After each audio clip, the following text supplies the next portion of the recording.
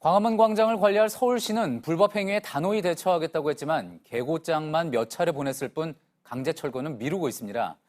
그러는 사이 대한애국당의 천막은 대형 막사가 되더니 취사도구와 발전기까지 설치됐습니다.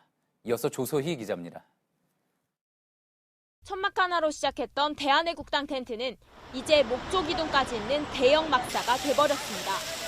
규모는 점점 커져 내부엔 취사도구와 소형 발전기도 갖췄고 취침 공간까지 있습니다. 대한애국당 측이 광화문에 기습적으로 천막을 설치한 것은 지난달 10일입니다. 박원순 서울시장은 즉각 소셜미디어를 통해 불법으로 광장을 점거하고 시민들에게 불편을 주는 행위에 대해 단호하게 대응하겠다고 밝혔습니다. 자진 철거하지 않으면 변상금을 부과하고 행정대집행, 즉 강제 철거에 나서겠다고 강조했습니다. 그러나 적극적인 후속 조치는 못하고 있습니다. 100명 이상 막 이렇게 잔류 인원이 자꾸 늘어나니까 단단히 저희들도 여러 가지 고민을 하고 있어요. 지난 7일 세 번째 계고장을 보내 13일 오후 8시까지 자진 철거를 요청했지만 대한애국당은 버티기로 일관하고 있습니다. 오히려 이순신 장군 동상 옆에 정치적 구호를 담은 애두벌룬까지 띄었습니다. 공유재산 및 물품관리법에 따라 3번의 경고조치 이후엔 강제 철거를 할 수 있습니다. 하지만 서울시는 대한애국당 측이 물리적 충돌을 유도해 정치 이슈하는 데 휘말릴 수 있다는 점을 들어 선뜻 나서지 못하고 있습니다. JTBC 조소입니다. 오늘 자유한국당의 대표적인 친박계 의원이죠. 홍문종 의원이 다음 주 탈당해 대한애국당으로 가겠다고 밝혔습니다. 한국당에서 추가 탈당이 있을 거란 취지의 말도 했지만 당 관계자는 실제로 그럴 가능성은 매우 낮다고 했습니다. 나홀로 탈당에 그칠 거란 이야기도 나옵니다. 이윤석 기자입니다. 자유한국당 홍문종 의원이 오늘도 대한애국당 집회에 참석했습니다. 오늘 이 순간서부터 여러분과 함께 앞장서서 조원진 대표와 함께 홍 의원은 대한애국당 공동대표를 맡게 될 전망입니다. 조원진 의원을 포함해 현역 의원 2명을 확보한 정당이 되는 겁니다. 당명도 바꾸기로 했습니다. 신공화당으로 바뀔 가능성이 큽니다. 박정희 전 대통령의 공화당을 잇는다는 의미로 이른바 박근혜 정당임을 보다 분명히 밝히겠다는 취지입니다. 홍 의원은 추가 이탈 가능성을 말했지만 친박계 의원들을 비롯해 대부분의 한국당 의원들은 탈당에 부정적인 것으로 전해졌습니다. 한국당 관계자는 홍 의원은 본인이 총선 공천을 못 받을 것 같아 탈당한 것이라며 추가 이탈은 없을 것이라고 말했습니다. 어제 황교안 한국당 대표는 친박계로 꼽히는 김진태 의원을 따로 만났습니다. 황 대표는 이 만남에 대해 당이 승리하기 위해 힘을 합쳐야 한다는 의견을 나눴다고 했습니다. JTBC 이윤석입니다. 비하인드 뉴스 시간입니다. 이성대 기자 나와 있습니다. 첫 번째 키워드 보죠. 네, 첫 번째 키워드 보겠습니다. 자, 이렇게 된 이상 청와대로 가자. 간다.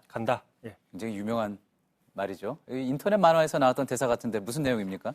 네, 그렇습니다. 오늘 홍문종 의원이 지금 사실상 자유한국당을 탈당하고 애국당에 입당하겠다라는 얘기를 오늘 애국당 집회에서 밝혔는데, 자, 이 자리에서 이렇게 된 이상 청와대로 가겠다 이런 식의 말을 했습니다. 직접 들어보시죠. 예. 애국가를 사랑하는 여러분들이 대한민국 대통령 박근혜와 함께 당당하게 청와대로 입성할 나이 멀지 않았다는 것을 기억하시기 바랍니다, 여러분. 박 전 대통령과 청와대로 입성을 하자. 우리나라 헌법상 대통령은 4년 단임제 아닙니까? 그랬기 때문에 한번 대통령을 했던 사람은 또 출마를 할 수가 없는데 정확히 어떤 주장을 하는 겁니까? 그렇습니다. 말씀하신 것처럼 다시 뽑자라는 얘기가 아니라 사실상은 결국 탄핵이 무효다. 탄핵이 무효라는 소리를 하고 있는 겁니다. 만약에 탄핵 인용이 안 됐다고 하면은 박 전 대통령의 남은 임기가 대략 한 11개월 정도가 되는데 이 임기를 더 해야 된다 이런 식으로 해석을 할 수가 있는데, 자, 지금 사선의 중진 현역 의원이 주장하는 이야기치고는 좀 다소 현실성이 떨어지는 주장을 내놓고 있는 거 아니냐라고 볼 수 있는데, 자, 이런 비슷한 주장을 내놓고 있었던 사람 또 있습니다. 오늘 집회에서 조원진 애국당 대표 역시 자, 내년 총선은 문재인 대 황교안이 아니다. 권력을 찬탈당한 박근혜 전 대통령만이 문 대통령을 끌어내릴 수 있다.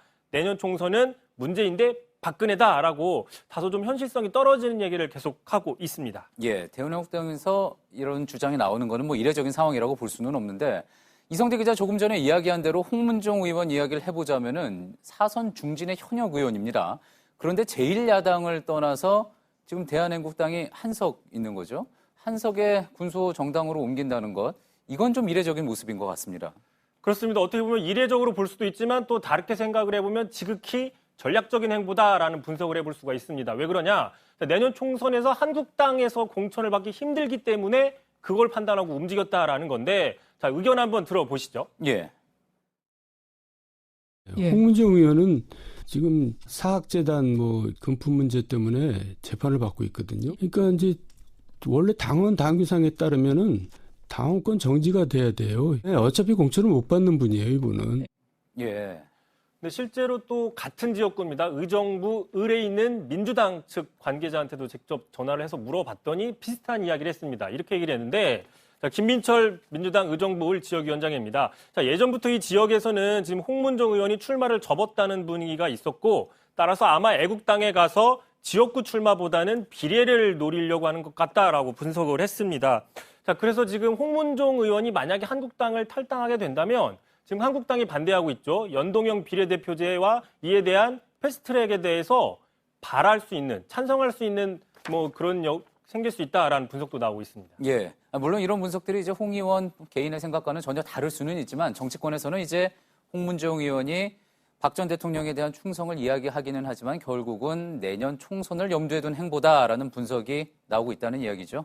그렇습니다. 그러다 보니까 지금 가장 난처한 사람 바로 황교안 대표라고 분석이 되고 있습니다. 예를 들어 지금 여당이랑 내년 총선에서 접전을 벌여야 되는 지역들의 애국당이 전부 후보를 내게 된다면 지금 여당 상대에도 버거운데 애국당과 표를 나눠 가질 상황이 벌어진다라는 거죠. 예. 자, 이러다 보니까는 내년 총선이 한국당의 승리가 쉽지 않을 수 있다라는 분석이 나오는데, 자, 실제로 지난 4월 재보선을 보면요. 자, 나경원 대표가 이렇게 얘기를 했습니다. 대한애국당 표가 만약에 우리한테 왔으면 창원 성산도 민주당 그 여권 후보를 이길 수 있었다라고 얘기를 했습니다. 이런 실증적인 사례들이 있기 때문에 지금 황교안 대표 입장에서는 애국당의 존재 또 홍문종 의원의 탈당이 아주 남의 일처럼 보일 수는 없는 상황인 겁니다. 예.